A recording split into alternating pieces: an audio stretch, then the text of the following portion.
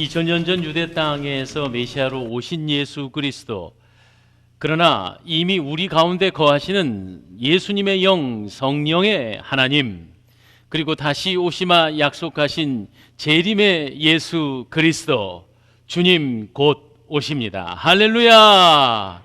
주님이 이 땅에 오시면 모든 눈물, 슬픔, 다툼, 전쟁이 그치게 됩니다.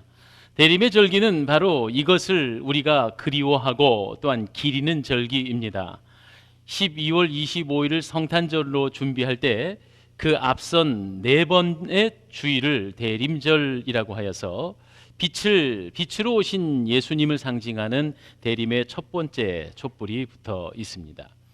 부디 교회 절기로서는 거듭 말씀드리지만 새해가 시작된 것이고, 우리가 지나간 과거를 모두 다 씻어버리고 새 마음, 새 각오, 새 기쁨으로 새로운 한 해를 아름답게 준비할 수 있게 되기를 주님의 이름으로 축원합니다. 할렐루야. 오늘 찬양대 찬송도 주님 곧 오시네라는 말씀, 찬송의 가사였고요. 제가 여러분과 함께 나누고자 하는 설교 제목도 님이 오시면입니다. 님이 오시면. 누구나 다 저마다의 님이 있습니다. 님을 기다리지요. 그리워하는 가족을 기다리는 자에게는 그 가족이 님이 될 것이고, 사랑하는 이를 기다리는 자도 있을 것입니다. 그런데요, 이 님이 오시기 간절히 기다리는 것은요, 시대가 어렵고 힘겨울수록 님에 대한 그리움이 굉장히 많았다는 사실입니다. 서울 지하철에 아침에 출근 시간쯤 되면요, 아주 정말 콩나물시루에 사람이 가득 찹니다. 그래서 제가 서울에서 출퇴근을 할 때 기억이 나는데, 2호선 전철을 타고 총회본부 건물까지 들어가는 선능역까지 가려면 정말 사람이 몇 터집니다. 그래서 이른바 푸쉬맨이라는 맨이 있거든요. 뭐냐면 사람을 더 태우려고 뒤에서 막 밀어붙이는 그런 푸쉬맨이 있었던 걸 기억하는데, 벌써 서울 떠난 지 15년이 넘었으니까 아주 옛날 얘기입니다. 그런데 이런 일이 있었습니다. 이제 내릴 곳에 사람을 비집고 겨우겨우 나온 한 아가씨가 전철에서 막 내렸는데, 앞불싸 신발 한 짝, 구두 한 짝이 벗겨져 갖고 구두 한 짝이 그냥 지하철 차 안에 들어있고 몸만 빠져나온 겁니다. 그런데 그것을 순간 지켜보던 한 젊은 청년이 마치 수류탄이 왔을 때 그 수류탄을 재빨리 집어던지는 것처럼 그 남은 구두를 그 아가씨가 있는 바깥으로 냅다 집어던진 겁니다. 그것을 지켜봤던 사람들이 와! 하고 탄성을 쳤습니다. 그런데 지켜봤던 저를 비롯해서 여러 사람들이 두 번째 탄성을 지르지 않을 수가 없었습니다.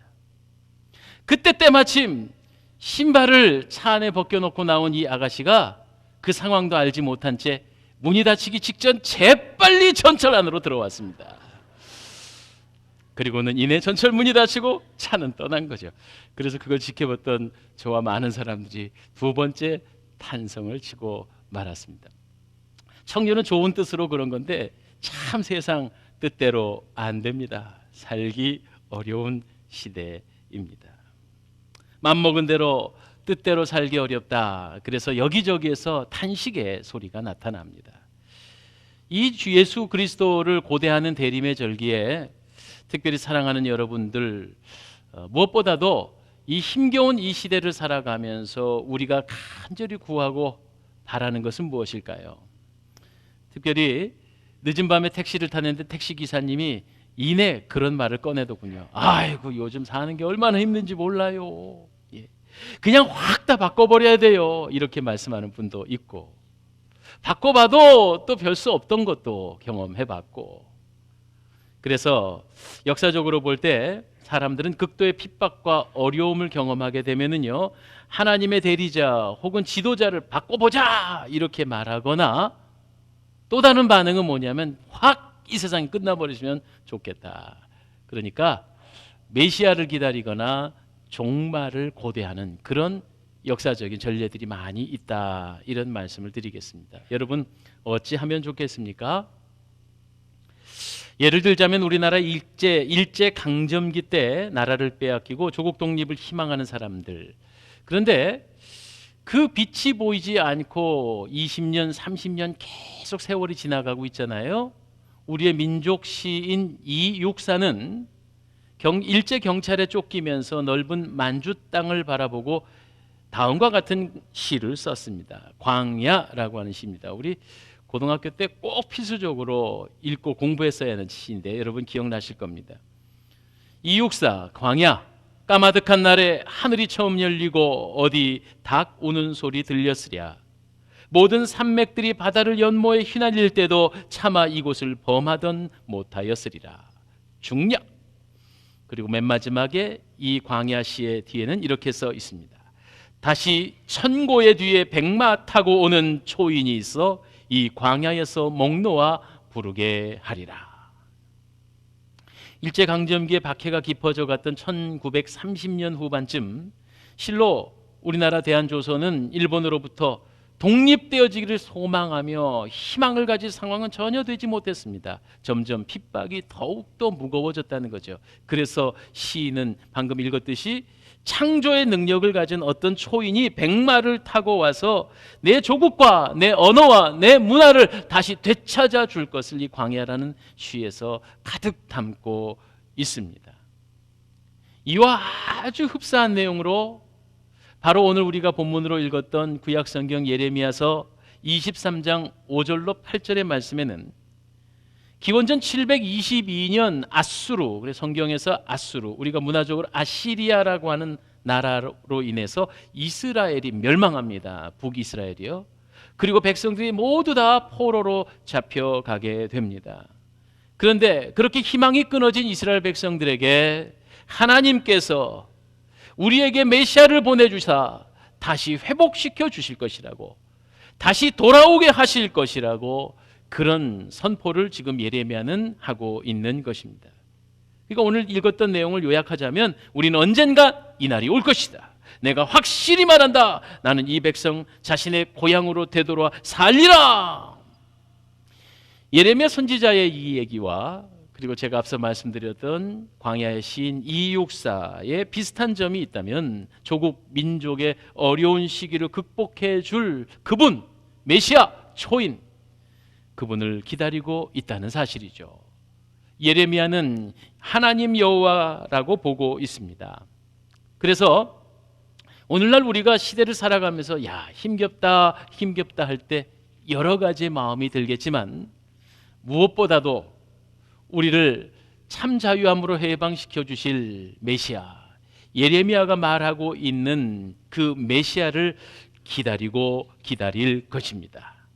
저는 그래서 이분을 님이라고 한번 표현해 봤습니다. 그 님이 오시면.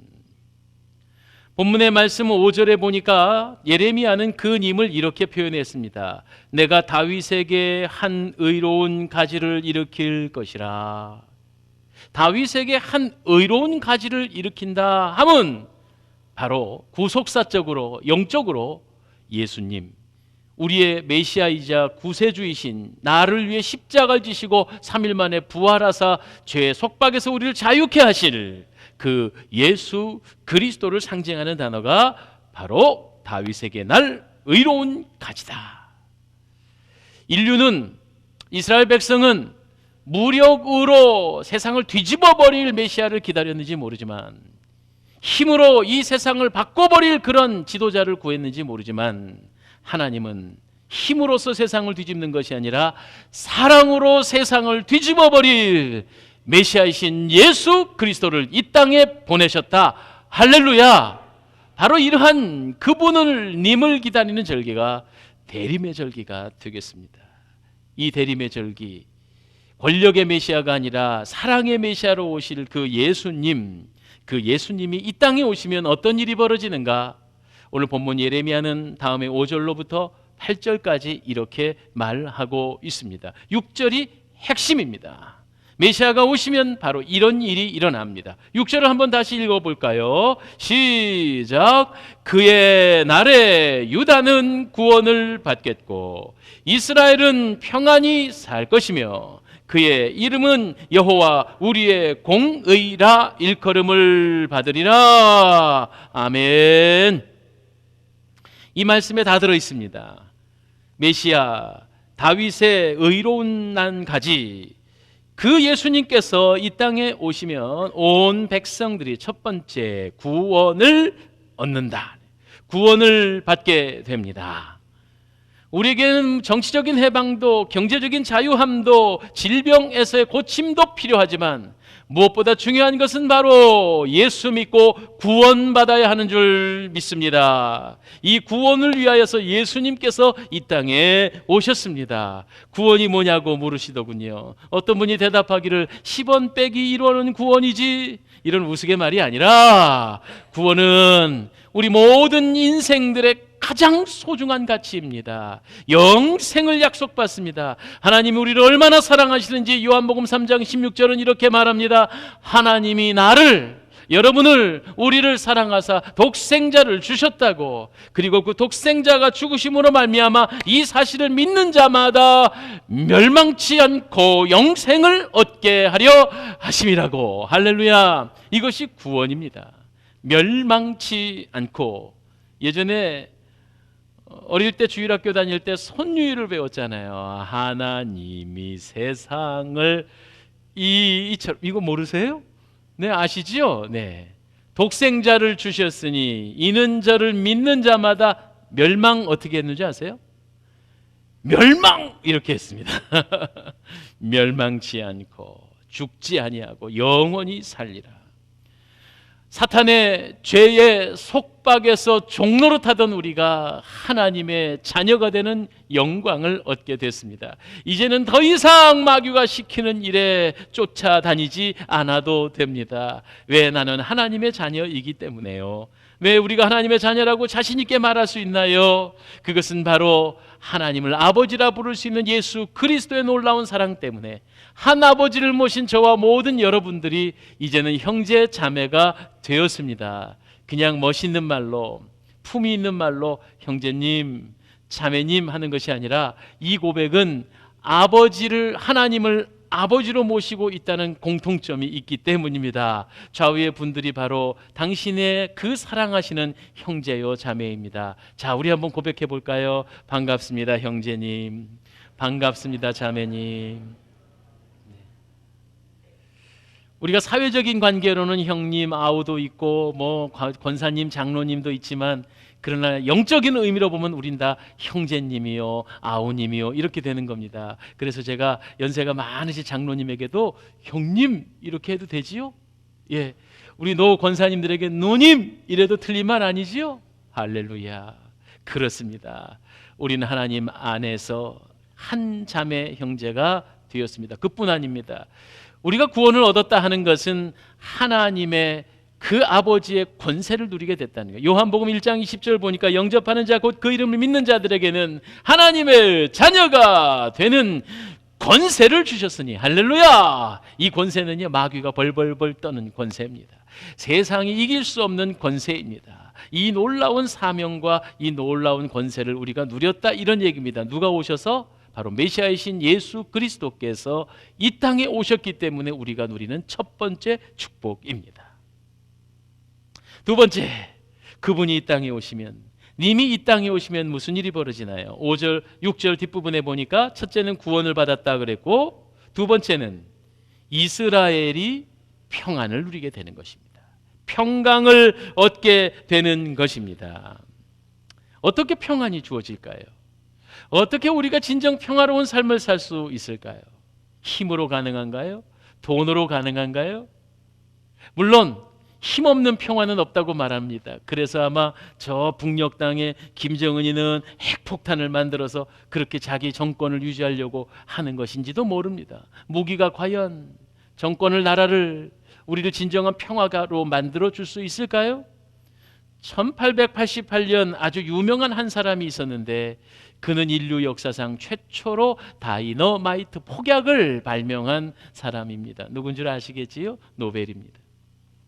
그는 다이너마이트를 제조한 다음에 일약 당대 명스타가 되었습니다. 돈을 어마어마하게 벌었습니다. 많은 사람들의 관심과 선망의 대상이 되었습니다. 그러던 어느 날 아침이었습니다. 이 노벨이 아침에 일어나 늘 습관적으로 일간 신문을 딱 받아들었는데 거기 일면에 대서특필의 큰 글씨로 세계 최초로 다이너마이트를 발명한 그 유명한 알버트 노벨이 죽었다! 이렇게 써 있는 거예요. 죽었다? 아니, 내가 이렇게 버젓이 살아있는데 죽었다니. 그러면서 그 안에 작은 글씨로 기사가 쓰여져 있는데 많은 사람들을 죽음에 몰아가게 만든 폭탄을 만드는 제조업자가 드디어 죽다. 여기서 드디어라는 말을 붙이는 건요, 한마디로 말해서 이놈이 죽기를 고대했다는 것밖에 더 됩니까? 이놈아 죽어라 이랬던 얘기예요. 예, 드디어 죽다. 결과적으로 자기는 부를 얻고 명성을 얻고 엄청난 명예를 얻었어도 자기는 폭탄을 만들어 사람을 죽게 만든 사람이라는 것, 크게 놀랍니다. 큰 충격을 받습니다. 사실은요, 자신의 친동생이 죽었던 겁니다. 그러니까 성이 같으니까 같은 사람인 줄 알고 오보, 잘못된 기사가 나왔던 것이죠. 그러나 이 놀라운 기사를 바라본 알프레드 노벨은 자기 자신을 다시 한번 되돌아보게 되었습니다. 부와 명예와 그리고 폭약, 힘을 가졌으나 그것이 진정 삶의 의미가 있는 것이 아니란 사실을 깨닫게 되죠. 많은 사람을 죽음에 이르게 하는. 그래서 그는 다시 한번 그 신문을 갈기갈기 찢어버리면서 나는 새로운 삶을 살고 싶다 결심합니다. 그리고는 하나님을 알게 되고 하나님과 인류를 위해서 자신이 가진 것을 위해 무엇을 쓸 수 있을까 하다가 인류 공영에 이바지하는 사람들을 위하여서 상을 주기로 결심하여 자신의 전 재산을 헌납한, 그게 바로 여러분 잘 아시는 노벨상이 되겠습니다. 그 유명한 알프레드 노벨이 노벨 평화상이 시작된 이유를 바로 우리는 기억합니다. 평화라는 것은 힘이요 무력이요 무기로 되는 것이 아니란 사실을 우리는 잘 기억해야죠. 무엇으로 가능합니까? 평화는 사랑으로 가능합니다. 평화는 희생으로 지켜집니다. 예수 그리스도가 이 땅에 오셨다는 것, 바로 평화를 주시기 위해 이 땅에 오셨습니다. 요한복음 14장 27절에 평안을 너에게 끼치노니 곧 나의 평안을 너희에게 주노라. 내가 너희에게 주는 것은 세상이 주는 것 같지 아니하리라. 너희는 마음에 근심하지도 말고 두려워하지도 말라. 예수님은 공생애 내내 제자들과 우리들에게 말씀하시기를 평화를 주러 오셨다고 말씀하셨습니다. 예수님은 평강의 주님이십니다. 이 사실을 믿으시기 바랍니다. 그냥 근거 없는 평화, 근거 없는 평강이 아니라 분명히 근거가 있습니다. 그것은 무엇이냐 하면은 죄의 속박 안에서는 아무리 부귀영화를 누려도 평강이 없다는 거죠. 그러나 우리 주님께서 이 땅에 오셔서 죄의 사실을 끊어주시고 우리를 죄의 속박에서 자유하게 하셨기 때문에 진심으로 내 안에 오시는 그 평강을 누리게 됩니다. 할렐루야. 평안을 너에게 주노라. 세상이 줄 수 없는, 세상이 할 수도 없는 평안,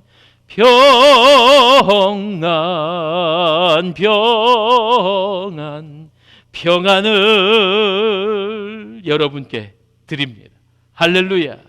그분이 오시면, 그님이 오시면 우리에게 진정한 평강을 얻게 됩니다. 세 번째입니다. 그분, 그님이 우리에게 오시면 어떤 일이 벌어질까요?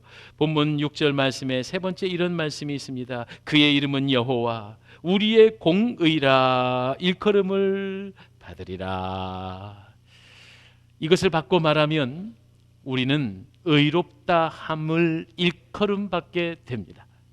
조금 어려운 말로 신학적으로 칭의라는 단어가 있습니다.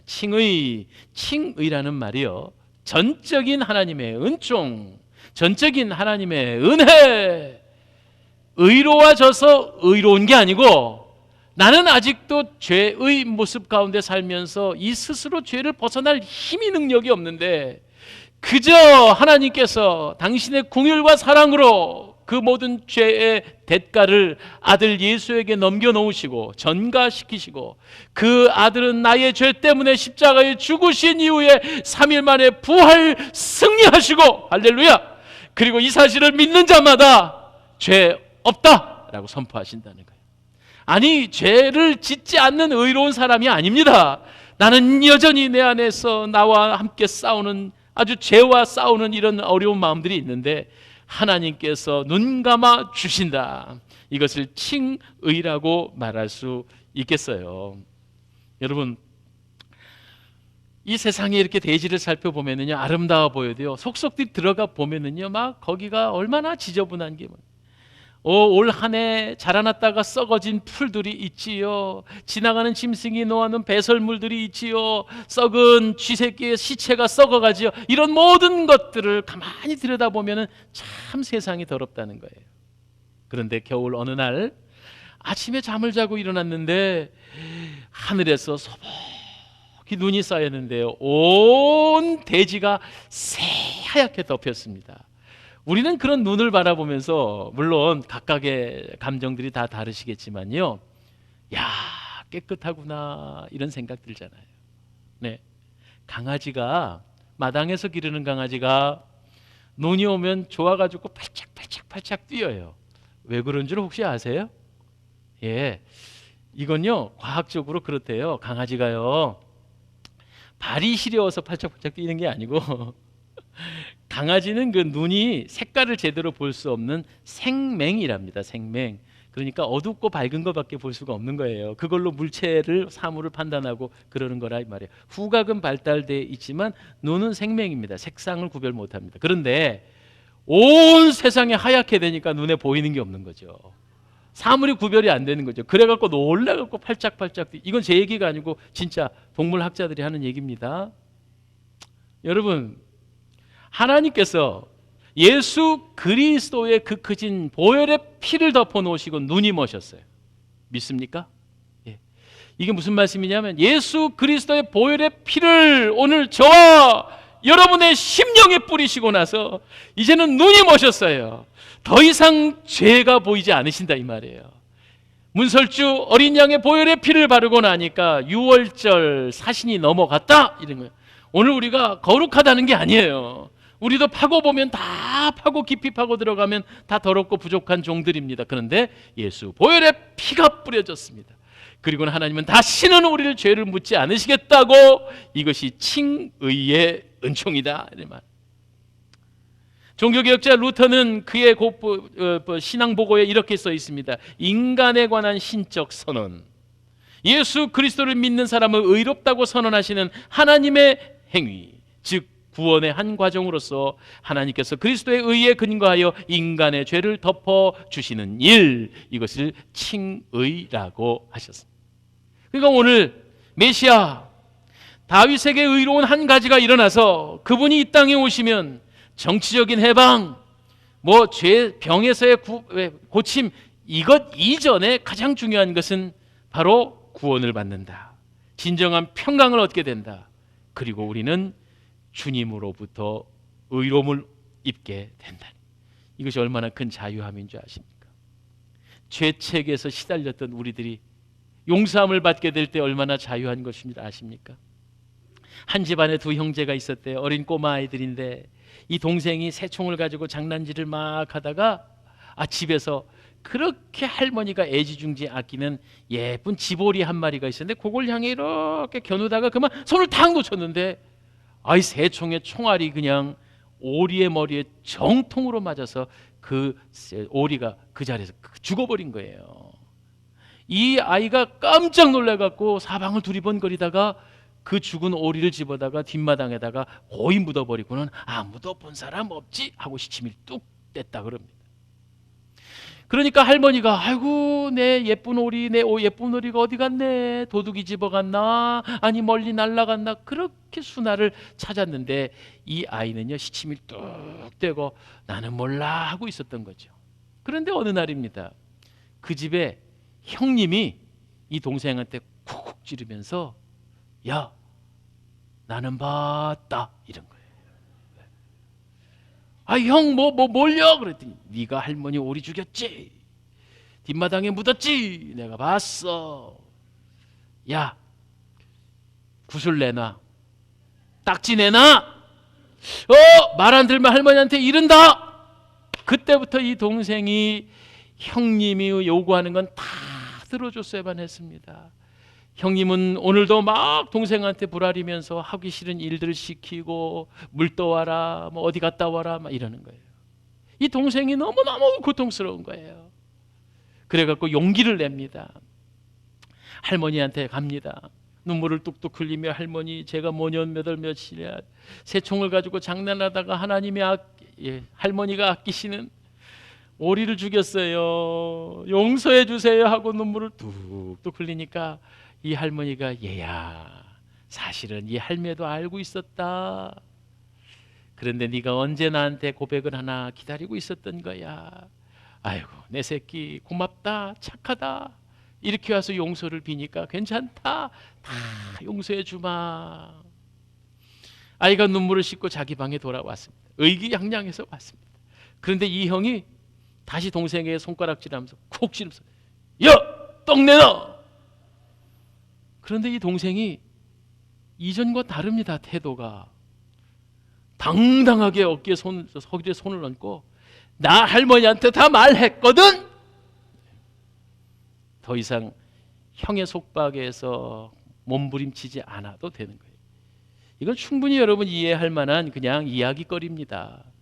제가 그냥 이해가 돕도록 여러분에게 이야기를 만들어 드렸습니다. 이제 다시는 죄에 관해 종노릇하지 않아도 되는 거예요. 이게 바로 메시아가 이 땅에 오셨을 때 우리가 누리는 칭의의 은총입니다. 할렐루야. 그래서 로마서 6장 6절과 7절에 우리가 알거니와 우리의 옛사람이 예수와 함께 십자가에 못 박힌 것은 죄의 몸이 죽어 다시는 죄에게 종노릇하지 아니하게 하려 함이니, 이는 죽은 자가 죄에서 벗어나 의롭다 하심을 얻었음이니라. 할렐루야. 다시는 죄에 관해 종노릇하지 않게 되었습니다. 이것이 바로 정치적인 해방이요, 무력으로 인해서 승리를 얻는 것, 이거보다 더 근본적인 메시아의 오심과 그 놀라운 축복이다 하는 사실입니다. 끝으로 네 번째, 예수 그리스도 그님이 우리에게 오시면 바로 이 땅은 사랑의 동산이 됩니다. 할렐루야. 사랑의 나라가 됩니다. 요한일서 4장 10절과 11절은 이렇게 말합니다. 사랑이 여기 있으니 우리가 하나님을 사랑한 것이 아니요 하나님이 우리를 사랑하사 우리 죄를 속하기 위해 화목제물로 그 아들을 보내셨습니다. 사랑하는 자들아, 하나님이 이같이 우리를 사랑하셨은즉 우리도 서로 사랑하는 것이 마땅하도다. 여러분, 모든 문제 해결은, 해답은 사랑입니다. 거북이가요, 고슴도치를 굉장히 아끼고 사랑했대요. 그런데 어떻게 하면 거북이하고 고슴도치가 친구가 될 수 있을까요? 했더니 거북이가 어느 날 자기 거북이 등에다가 많은 가시를 심어가지고 왔대요. 그리고 친구야 했대요. 그러면서 거기에 뭐라고 써 있냐면 사랑하면 답이 나옵니다. 이렇게 돼 있더라고요. 사랑하면 답이 나옵니다. 여러분, 그래요. 모든 문제 해결은 사랑입니다. 이 대림절의 기간에 예수님의 탄생을 기다리는 우리 마음 가운데 진정한 그리스도의 사랑이 부은 바 되기를 소망합니다. 사실 나면서부터 사랑할 줄 아는 사람도 없고, 그리고 사랑을 어디서 공부하듯이, 대학 공부하듯이, 박사 공부하듯이 가르쳐 주는 것이 아닙니다. 사랑은 경험해 본 사람만이 사랑할 수 있습니다. 로마서 13장 8절 이하에는 피차 사랑의 비디오에는 아무에게든지 아무 빚도 지지 말라, 남을 사랑하는 자는 율법을 이루었느니라 라고 말했습니다. 빛으로 오신 예수 그리스도, 대림의 이 아름다운 절기에 우리가 해야 할 것은 예수 그리스도의 사랑을 깨닫는 것입니다. 그리고 그 사랑에 넘쳐나는 분량으로 이웃을 사랑하는 거예요. 그러니까 내가 어디서 나오는 샘솟는 사랑이 아니고 주님께 부음받은 사랑이 있고, 그리고 그 사랑이 절절절절 넘쳐나는 분량으로 이웃을 사랑하고 사랑해야 될 사람을 사랑하고 원수까지도 사랑한다, 이런 말이죠. 바로 이 일을 위해 그 님께서 2000여 년 이 땅에 오셨고 또한 오늘 지금 이 순간에도 우리와 함께 계심을 믿으시기를 바랍니다. 그래서 저는 이런 노래 가사가 생각이 나요. 사랑의 주님이 나를 사랑하셨는데 어떻게 사랑하셨냐면 내 모습 이대로 사랑하셨어요. 여러분, 사실 생각해 보면 참 딱하기 그지없는 내 인생입니다. 참 내 스스로 내 가슴에 손을 얹고 보면 참 부족하고 모자란 사람입니다. 그런데 우리 주님께서 나를 내 모습 이대로 사랑하셨다고요. 그 사랑에 감격해서 그 사랑이 내 안에 차고 넘쳐서 내가 이웃을 사랑합니다, 형제 자매를 사랑합니다, 원수까지도 사랑합니다 하는 그런 내용의 노래입니다. 그님이 내게 오시면 나는 그 사랑 힘입어 이웃을 사랑하리. 이 찬송 함께 하겠습니다. 사랑해 주님이 날 사랑하시네. 내 모습 이대로 받으셨네. 사랑해 주님이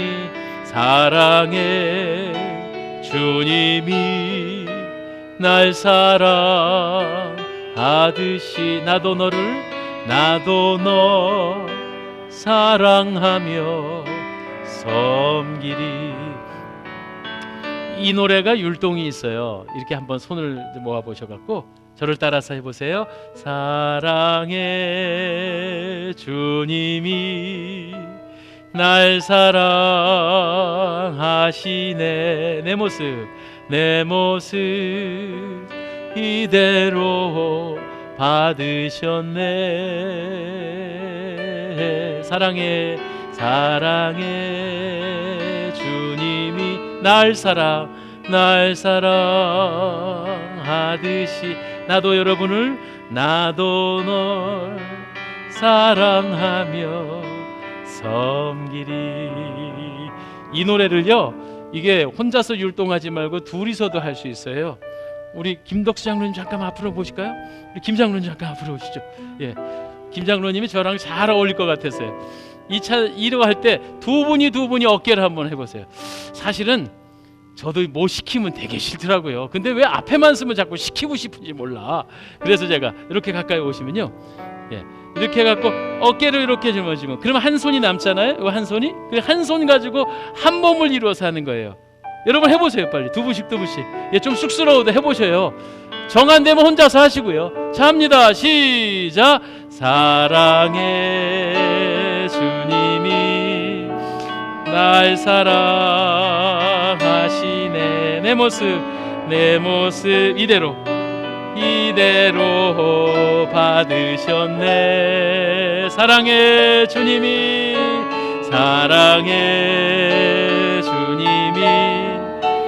날 사랑하듯이 나도 장로님을 사랑하며 섬기리.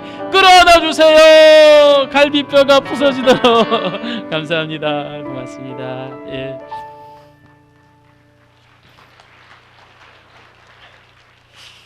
저도 참 이거 뭐 하라 그러면 잘 안 하고 쑥스럽더라고요. 근데 꼭 앞에만 쓰면 시키고 싶다.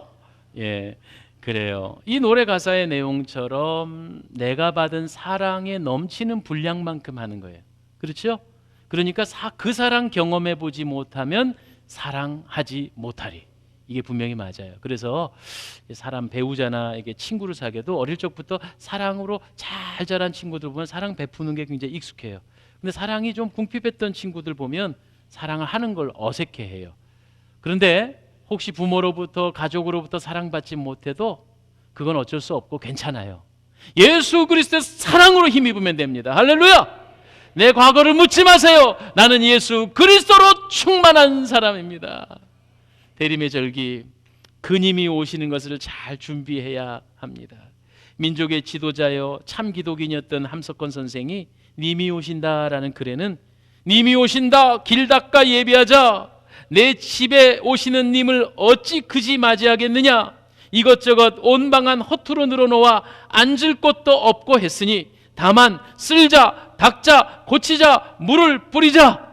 아이고 님이 오시네. 저기 벌써 오시네. 이를 어쩌노? 나 위에 쓸자 그 방 내가 쓸어 넣어주고 닦아 달라질 내 맘 내가 닦아 주마. 이렇게 말씀하신 님이 오신다라는 글이었습니다. 주님 오십니다. 내 방 쓸자, 닦자, 고치자, 물을 뿌리자. 예수님 오심을 준비하는 거룩한 대림의 절기 되기를 주의 이름으로 축원합니다. 기도하겠습니다. 하나님, 이 땅에 빛으로 오실 주님, 2000년 전 이스라엘 땅에 오신 주님께서 오늘 이 시간 저희 마음에도 오시옵소서. 어둠을 물리쳐 주옵소서. 질병을 내쫓아 주옵소서. 무엇보다 구원의 확신과 참 사랑의 기쁨으로 가득하게 하옵소서. 오늘도 거룩한 주일 주의 전에 나와 대림의 첫 주간을 준비하는 우리 사랑의 동산교회 성도들 한 분 한 분이 하늘의 귀한 평강을 나리어 주시옵소서. 예수님 이름으로 기도하옵나이다. 아멘.